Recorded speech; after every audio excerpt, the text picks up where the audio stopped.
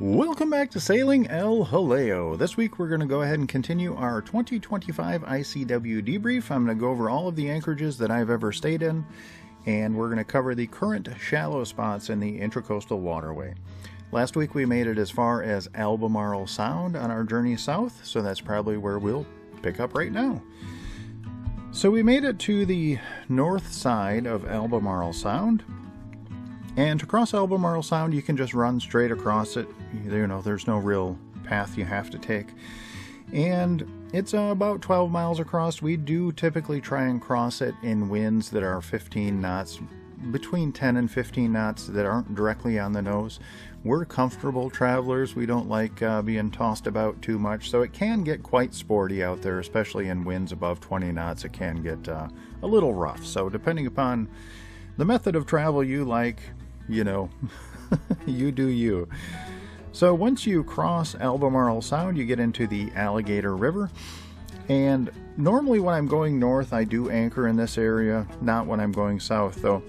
And I used to anchor, I've only anchored over here once or twice, and you cannot currently anchor there. So the Alligator River swing bridge down here, that does open on demand, but it is being replaced. So the Alligator River swing bridge is quite old. It's over 100 years old, and in recent years it's had quite a few mechanical problems. So they are replacing it with a fixed bridge, and they're currently constructing that bridge. So over here there's a lot of bridge traffic with cranes and stuff that are constructing the new bridge, so you really can't anchor there anymore. Now over here are all these dolphins, and those are used for the bridge construction as well. But usually I'll go just beyond the dolphins and I'll anchor over here by East Lake Lodge. You can get quite close to the shore over there. And you know, you are quite exposed in that area, so I never stay here when the weather's bad. You know, if the wind's blowing out of the east is typically when I'll stay over here. And you know, I would never get caught in this area in bad weather because there's just really not many places to hide up here. It's quite exposed. I have seen a lot of boats anchored up over in here, although I've never come up here, and same with on the other side. I've seen boats anchored over here as well, but all of the anchorages in this area are typically quite exposed, so you do want to stay up here during fair weather. So after making it through the Alligator River swing bridge, you can head south, and you can actually anchor anywhere along here. So if you want to keep plugging south and then pull off to the side when you start losing daylight, you can. Now there are a lot of reports, and I've done that several times. So especially when you leave later in the year and you don't have so much daylight, thankfully I've started leaving a lot earlier in the year so I can make it down to a proper anchorage. But when push comes to shove, sometimes you just need a spot to stay. So all that being said, I have heard reports of a lot of timber and debris on the bottom in Alligator River. So if I'm not staying in a common anchorage where a lot of people stay, if I'm just peeling off to the side, I do use an anchor buoy with a stout rope on it.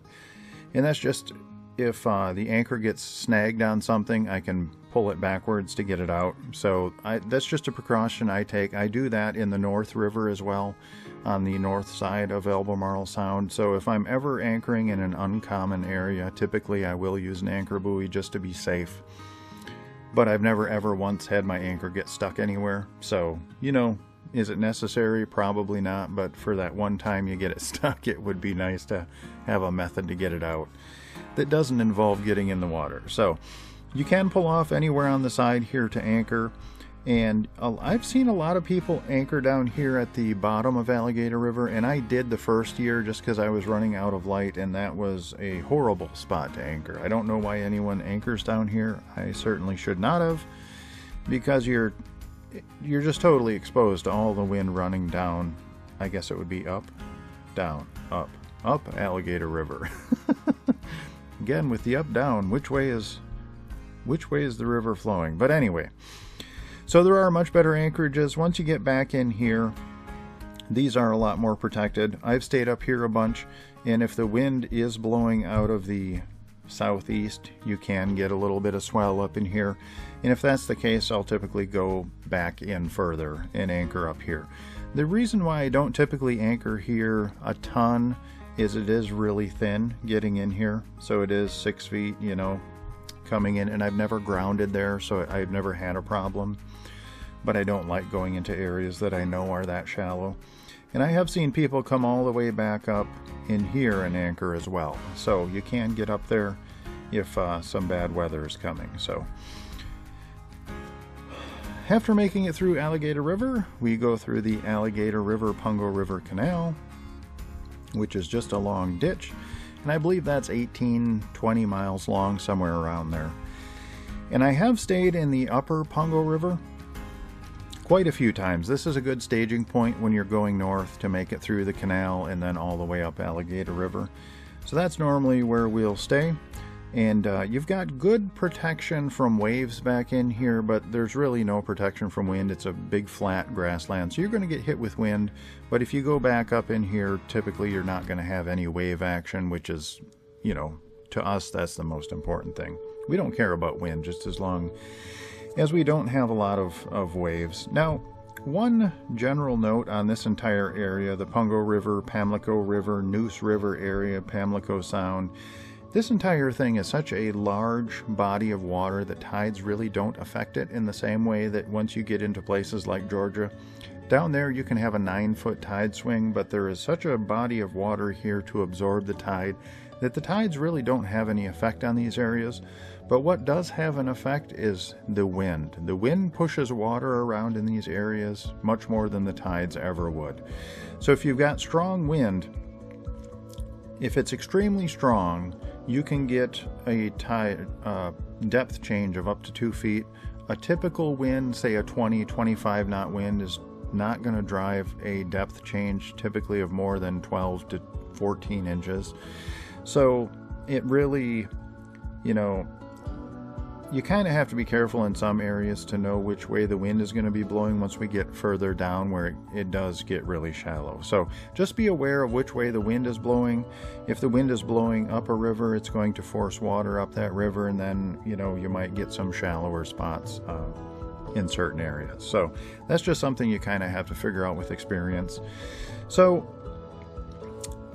continuing down the Pungo River, I have stayed over here in Pungo Creek. This is a great spot to stay. I did stay my first winter, my first failed trip down the ICW. We didn't leave till December, which was moronic. And then I just ran into compounding problems, and I ended up staying here for the first winter. So, but I have anchored in Pungo Creek as well. It is a ways off the beaten path. It's about 4 miles to get back in there, but it is a very good spot. You do have shelter from the wind back in here. I've seen people stay down here. I've stayed down here. Great holding, very muddy bottom. I have seen a lot of people stay up here as well. Now, people do go up into Belhaven a lot. This is the most common place to anchor, and I know there's a public dock up here somewhere, and you can get to a grocery store from here. So, and there's a liquor store there as well. So I don't know where that dock is. I've never used it. I've never actually gone up into Belhaven proper, but tons and tons of people do. Continuing down the Pungo River, I have gone up, and what is this one? Slade Creek. So I have gone up Slade Creek to anchor, and if you have Verizon coming up Slade Creek, you'll have no reception, but once you get up here, you'll have 1 bar. So you can sneak in a phone call or some text or something up in Slade Creek. And that's a very well protected area. If you're expecting some bad weather, that's a good spot to go. You have protection from every direction, so that's a nice little hideout there. Continuing down the Pungo River, you cross the Pamlico River, and then you enter Goose Creek. I have stayed over here in Eastham Creek. Typically it's on my route north, and it's just a quick overnighter, so I don't go too far in. I'll just come off of the ICW in Goose Creek. I'll go back, you know, a half a mile and then anchor, because we're heading out the next morning anyway, so why go too far? But there are plenty of spots to anchor up in here. I have seen people go in much further than I typically do, and I have seen boats over here as well. So there's tons of room to anchor in this area. So continuing south, we go down through the Hoboken area. And I've never stayed here, but I've heard of people that have, and this is so there's a seafood dock here, or there's a dock with fishing vessels, and there's a seafood, I guess, store there, or I guess processing facility, whatever. They process all the seafood that they catch. So you can buy seafood there, from what I understand, at a reasonable price. And they do have docks for civilian boats, and from what I've heard, it's extremely cheap. It's like $20 a night to tie up there. So that might be worth checking out if you want to get out and stretch your legs. I typically go down a little further and stay down here, which is in Gale Creek. There's room for about 4 or 5 boats in here, and I usually have someone else staying there every time I've stayed there. I think I've stayed there 3 times. Seems to be a pretty popular spot for staging to go through the Bay River and Neuse River the next morning. So heading out from Gale Creek, we get into the Bay River, and then we turn and go up the Neuse River. Now this is a very, very expansive area as well. Pamlico Sound, you have your little barrier islands. You're coming down here and you're essentially exposed to what is kind of in effect the ocean. It's just a massive body of water. So pick your conditions. You want favorable conditions when you're going through this area, because you're extremely exposed when you get out in this area. And again, out here you can go pretty much wherever you want. I go in straight lines. I'll come across here and then I'll start skirting this shoal and come straight down, and then I'll skirt that shoal and enter into Adams Creek. So yeah, I don't typically, like here they'll have you coming all the way out around this marker and going up. I don't do that. I just skirt the shoals and head up, and I've never had any problems. So that saves a couple of miles of travel there. Now over here is Oriental, North Carolina. This is a very popular spot for people to stay. There are lots of marinas in the area. I know they have a free dock in here somewhere, or multiple of them. I'm not sure. I think if you Google it, you can find out. And there's lots of restaurants and a grocery store in the area, so you can get to that from the free dock, from what I understand. Now I've never gone into Oriental. It just, I don't know, seems like kind of a hassle to me. But I did stay outside of Oriental once, and I would never, it was dead calm. I was not expecting, we knew it was going to be calm that night, and we just wanted to stage to run up the Neuse, or I guess down the Neuse River the next day. And, staying outside, you're extremely exposed to everything. That night I knew it was going to be glass, and it was. Even though it was glass, there's a ton of fishing boats that come in and out of Oriental. Yeah, so we did get some swell there, so I wouldn't stay there again, but it did work in a pinch. So heading up Adams Creek, there are some anchorages over here. I've never gone in here just because it says it's really shallow. It says, 5-6 feet, so I've never tried over there. I know a lot of people stay up in here. I did try and go in here once, and I started to slow down, and my depth gauge was showing less than 5 feet.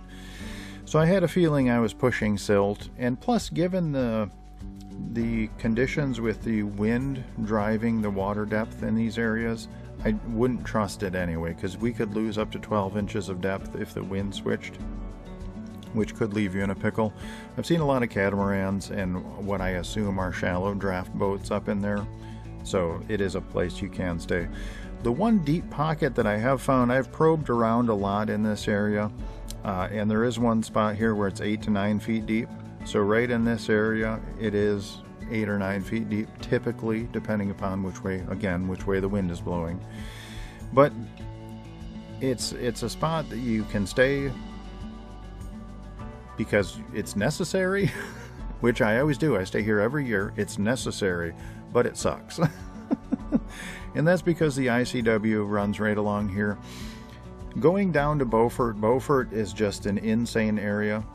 Tons of traffic, and there's tons of fishing vessels, power boats, just massive boats that come steaming right through this area, and you just get tossed around. So I come in typically later in the evening, afternoon to evening, and then leave the very next morning. So I kind of plan a weather window out a few days to account for that, because you certainly don't want to stay here for multiple days, and God forbid you wouldn't want to be there on a weekend, because you would just get destroyed.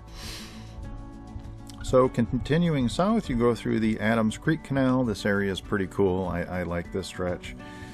And then we get down into Beaufort. So this is Beaufort, North Carolina, and Blackbeard's ship sank somewhere out in this area. I think they just recently found it within the last, I think, 20 or 30 years, so that's kind of cool. But anyway, I know a lot of people come down and they stay in this area, and I think Peter and Kristen actually stayed there and said it was an okay area.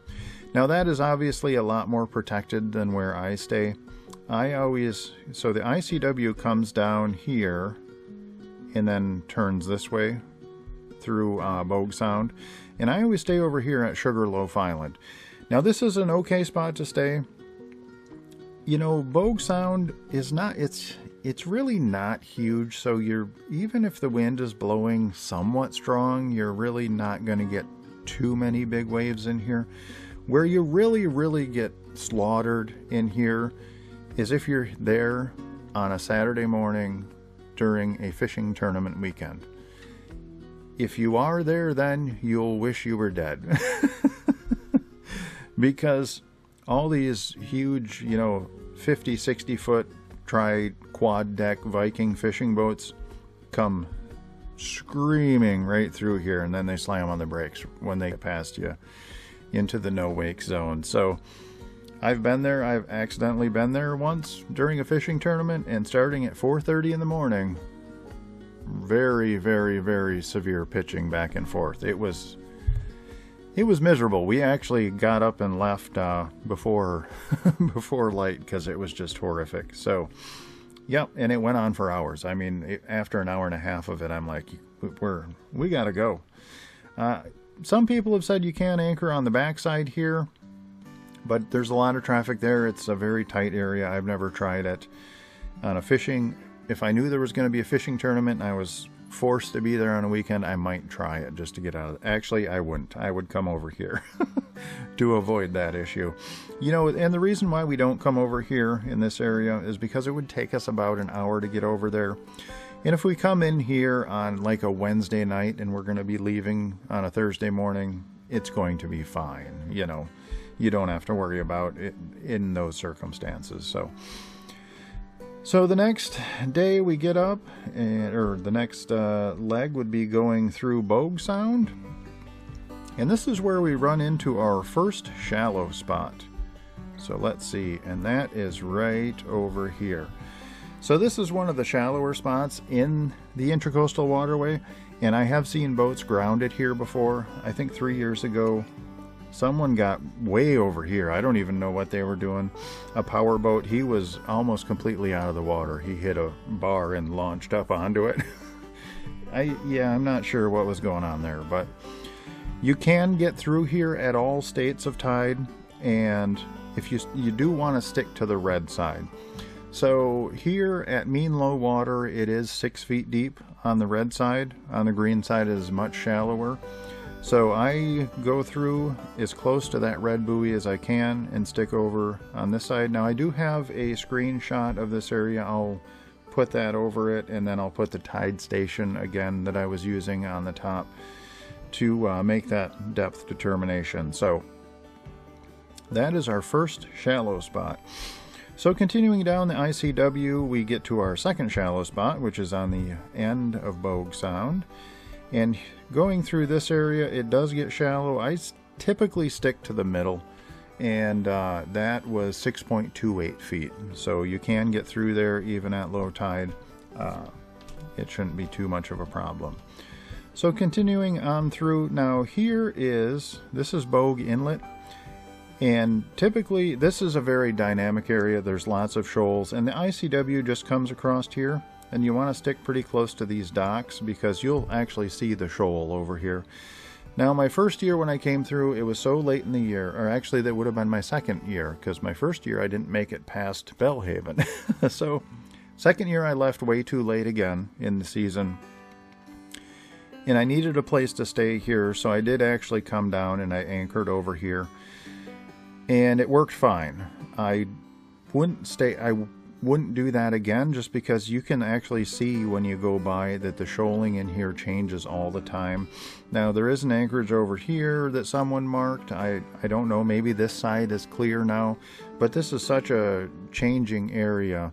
I believe they pulled all of the navigation markers out of here, so I don't even think there's an established path through there anymore. Locals know how to get in and out, but the area just changes so much that that I would just stick on the ICW and go a little further down. So down here, so if we continue down the ICW, this is Swainsboro. I have seen people anchored up in here. I've never tried that one. And there are the puppy dogs upstairs. So I have never stayed there. I always just continue down the way. So if we continue down the ICW, this is where you'll go through the Camp Lejeune firing range. And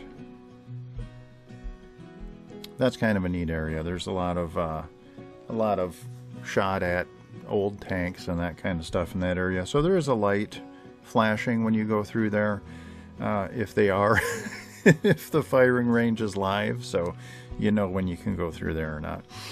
So then there is the Onslow Beach Bridge, which is right here. This, I would call, they're currently constructing a new bridge. So this was a swing bridge. They're building a new bascule bridge to replace it. And the construction schedule means the bridge is closed sometimes. I always call the night before just to get the most current schedule, and that's just the best way to do it. So once you make it through the Onslow Beach Bridge, you can head down, and this is a great anchorage. This is Mile Hammock Bay. So this is right on the edge of Camp Lejeune, and they do a lot of helicopter training here, so you'll see ospreys come in and land and then take off again, do a circle, and then land, take off again, do a circle. And you know, it can be, it's neat the first few times, but then it gets a little old. But, you know, they don't do it at night or anything. But it's kind of neat. It is kind of neat to see. Now, this is a basin type of a situation. So the water surges in and out of here. It's kind of like a toilet bowl that never gets flushed. So this does have a very unique bottom. It is extremely, extremely pillowy. Let's just put it that way. And once you drop your anchor here, I have seen plenty of people drag anchor here during high wind.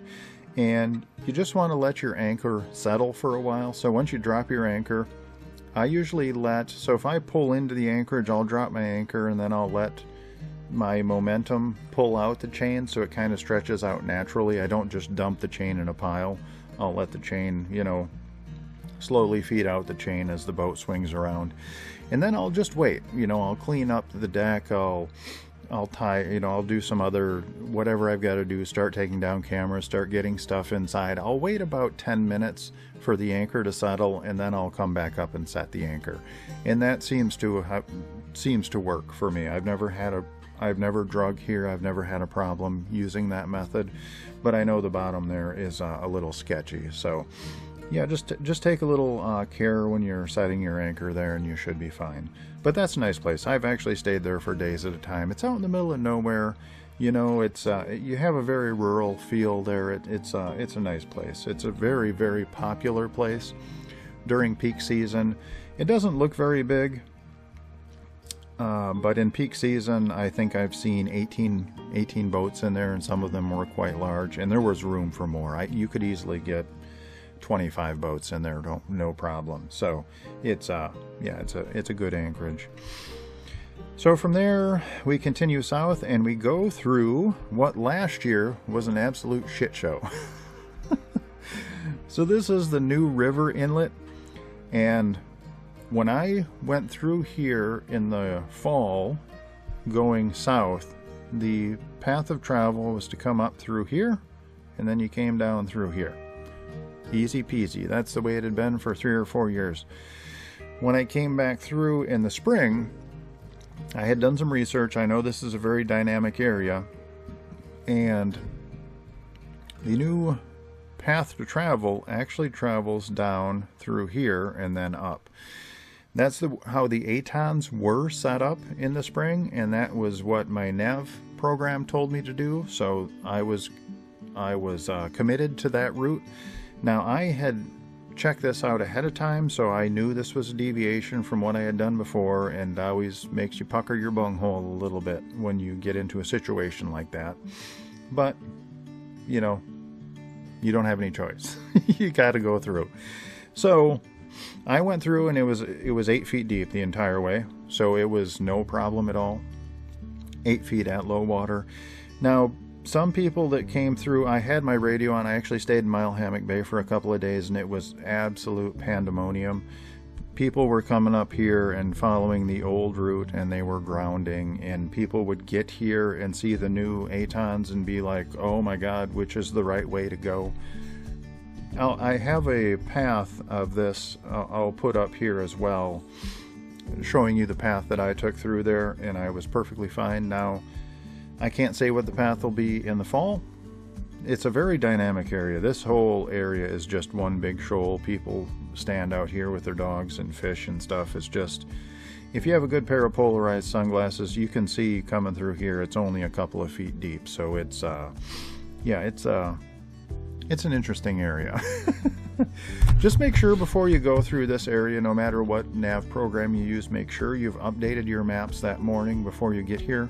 Make sure you look at the new maps and have a plan of attack. Now, Navionics, sometimes the maps are different than their charts are not updated when an aid to navigation changes, so you have to be able to adapt to a situation like the Carolina Beach Inlet, which is coming up in a little bit. That did not match what was on my chart, so I followed the aids to navigation, the Atons, the buoys, and I've never had a problem doing that. So, you know, you just have to be, sometimes stuff doesn't make sense because what you're looking at on your chart doesn't match what you're seeing with your eyes. Trust your eyes. That's my that's my you know,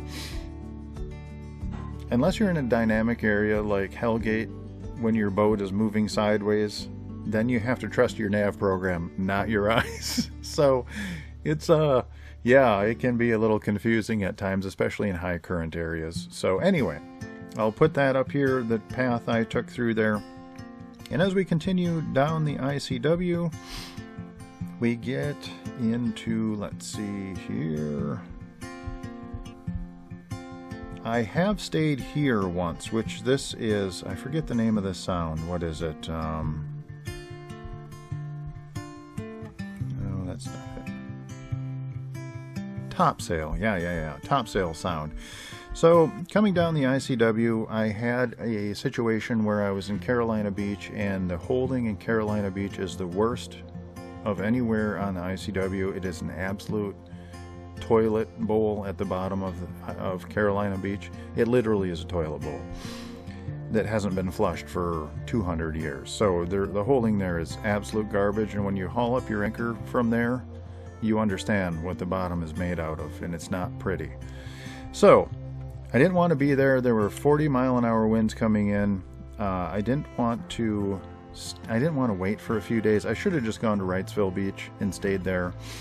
But I was being stubborn. I wanted to make a little progress. So I came up here to Topsail Sound, and I did come in through here. It is very shallow, and I did make it. I didn't have any problems, but I don't know that I would try to get in here again. I anchored here. It was fine. The holding was great. When I pulled up my anchor, I did pull up a cable with it, and there were reports of other people doing that as well. And I think this anchorage is best summed up by someone else left a review at this anchorage, you know, and they said they felt like they got away with something coming back in here, and that's exactly how I felt. I feel like I got away with one coming back in here.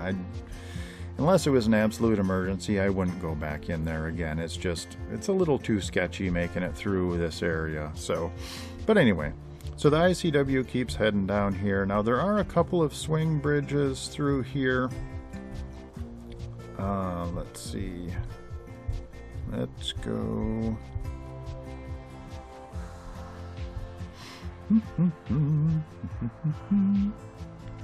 Okay, that's too far. They can be a little tricky to find. So, well, one of them is right here. So So this is Wrightsville Beach. This one opens on the top of the hour, and then there's one just 4 miles up this way. There it is. The Figure 8 Island Bridge, that one opens at the top and the bottom of the hour, and there are 4 nautical miles between them. So it is a stretch for us to get from the Figure 8 Island Bridge to the Wrightsville Beach Bridge in an hour. We always have to drop the hammer, but you know, it is what it is. So that only opens at the top of the hour, and then you can make it through. Now I always stay over here in Wrightsville Beach. Once you can pull off of the ICW and come through here and then come up here, and this is a sandy bottom, but the holding is really good. I've been there in some pretty strong blows, and I've never ever had an issue. So that is a very good anchorage. Now I think there are free docks here as well, where you can get to town, and restaurants, but there again, I've never done it. There's a wonderful sand beach all along this side. All down in here are sandy beaches where people hang out, and you can take your puppy dogs. And I've never gone up in here. It seems a little too shallow to me. So we do always stay over on this side in Wrightsville Beach. So from there, we head on down the Intracoastal Waterway, and then we get to, this is the Carolina Beach Inlet. Now this thing here is extremely dynamic. Almost every time I come through here, the path of travel is different. I'll put a screenshot of the path I took through in the spring this year. They have you going very close to the docks and then coming down through here. So, you know, this entire stretch here was dredged just a few years ago. So even though it might show some shallow spots on your charts, it's pretty clear. But down in this area, very dynamic. You never know what you're going to get when you get to the Carolina Beach Inlet. This is the one I probably dislike the most, just because this one and the New River, those two inlets, I approach them with a little bit of you know, a little bit of trepidation, because you never know what you're going to get, as Forrest Gump would say. So once you make it through Carolina Beach, we head on down the Intracoastal Waterway, and then we get into the Cape Fear River.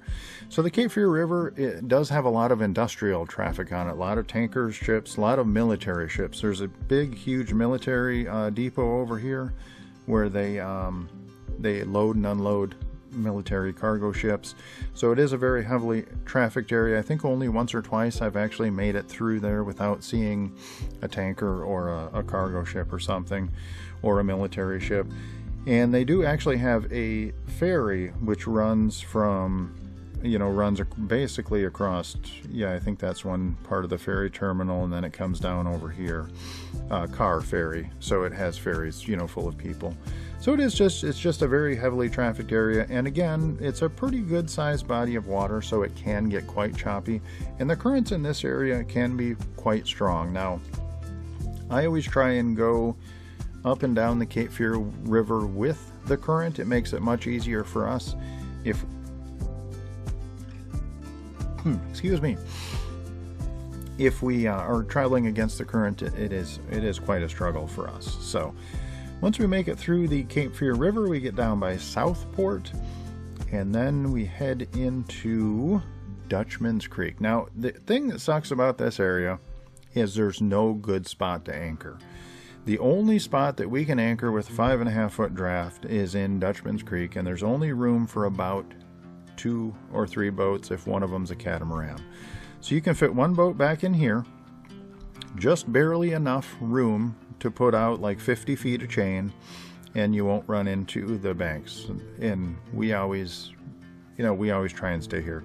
Catamaran can stay up in here, and I've actually seen boats anchored out in here as well.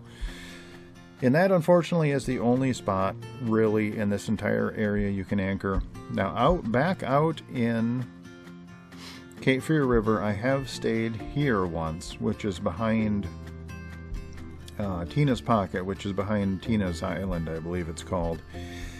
And that's not a place you want to stay. It was going to be a calm night. It was a calm night, but with all the traffic through the area, you are going to get waked, you are going to get rocked. It's just not a very comfortable place to stay, but sometimes you just don't have any choice.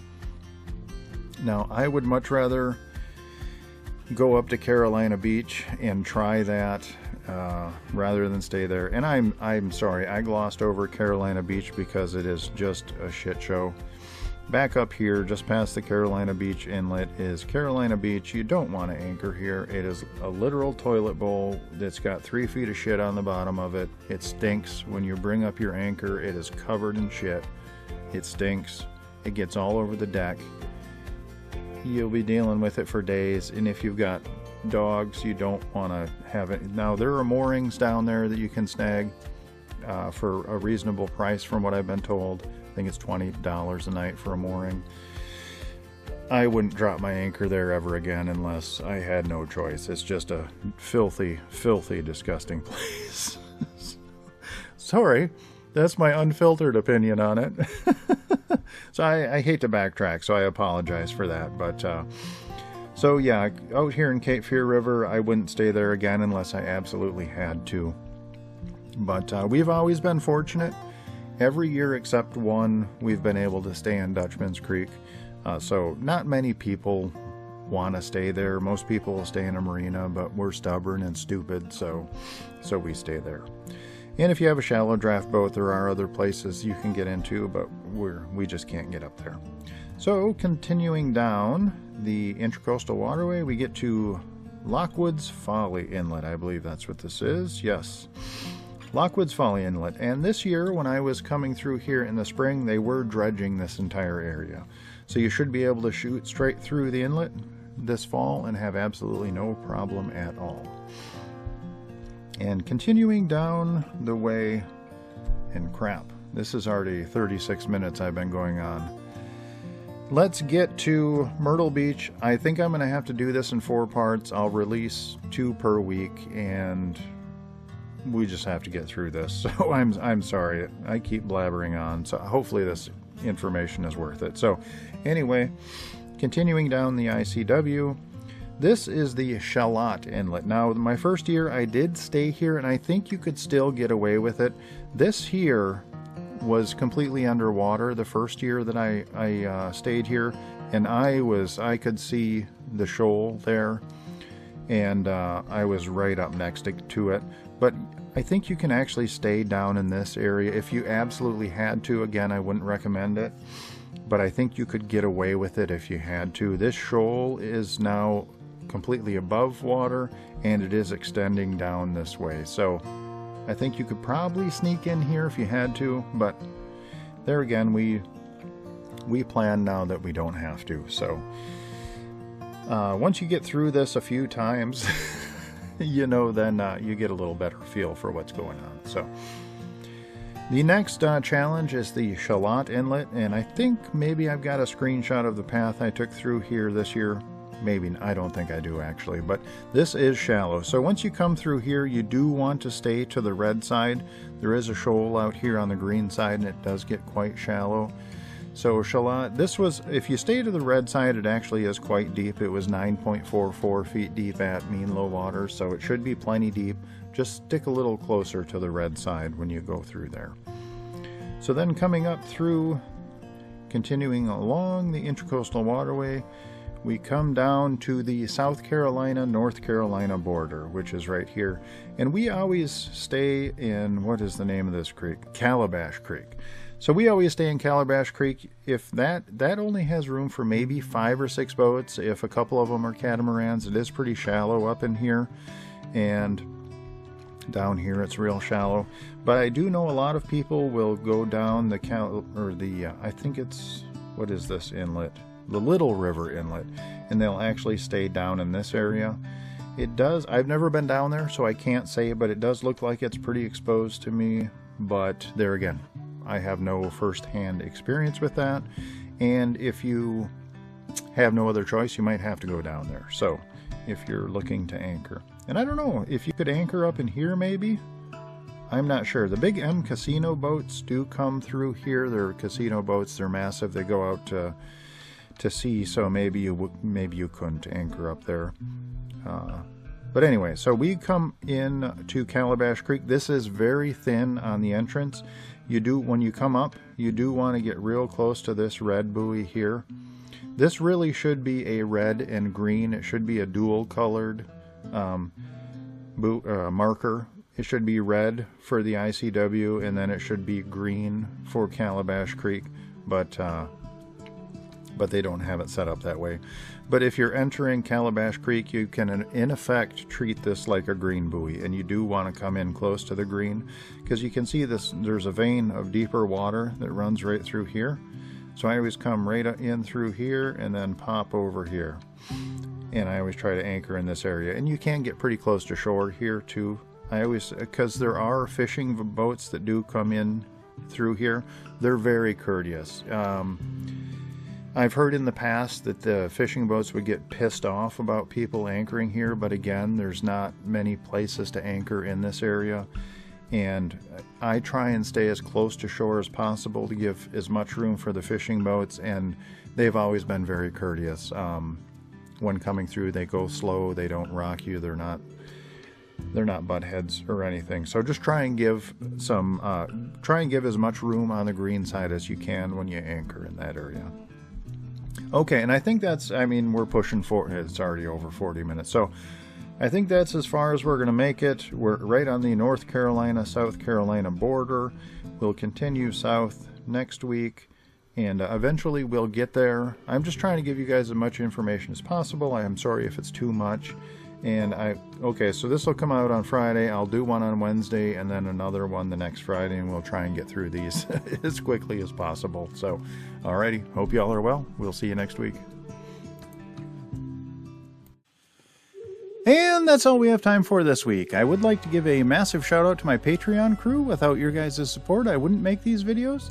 And my Patreon crew is Joan and Juddy Judnick, Val and Chris Alcorn, Denise and Eli Sackett, Sherry Erickson, Deb Shaw, Matthew Spotton, Peter Allen, and Natalie Linehan. Thank you guys so very much. Your support really means the world to me. I do have one legacy patron member, and her name is Joan Linbo.